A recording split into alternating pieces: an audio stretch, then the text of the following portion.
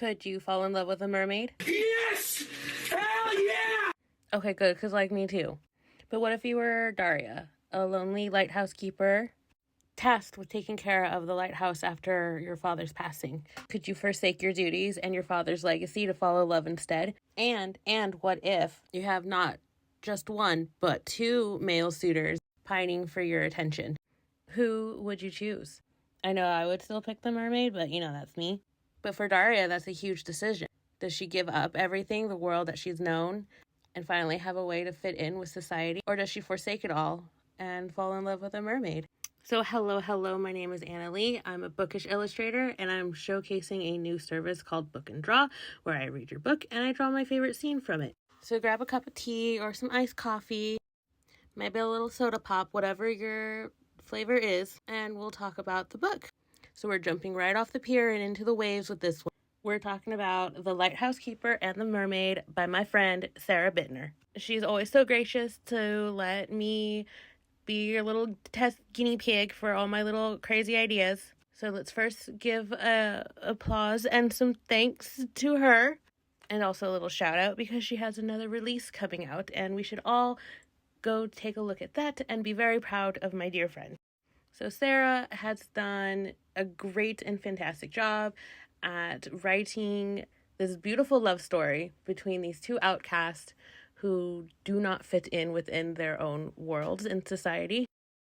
So we're introduced to Daria right at the beginning of the novel. She's been taking care of this lighthouse. We find out that she's lost her father, and she's very devoted to the ocean. Like, her and the ocean are their own love story, and it's just like an absolute beautiful, I feel, rendition of like narrating what it means to be lonely. So in the middle of the night, she wakes up doing her little lighthouse thing, sees a ship in distress, jumps to work to go save these poor unfortunate souls, and in the process goes overboard herself.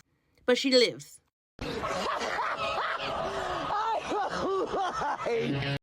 So who other than Kallias, our mermaid in question, the sweetest cinnamon roll that ever exists, becomes curious in Daria, the woman he saved from drowning, because of course, and very akin to Tarzan and Jane, they develop a sweet little friendship. There's some language barriers and some fairy tale tellings. There was two scenes I wanted to draw. One is obviously the one that's showing in the background, but two is this really sweet scene where inadvertently gets our mermaid boy addicted to biscuits. So the story is very cute, very fairy tale-esque, romantic with a bit of drama and action.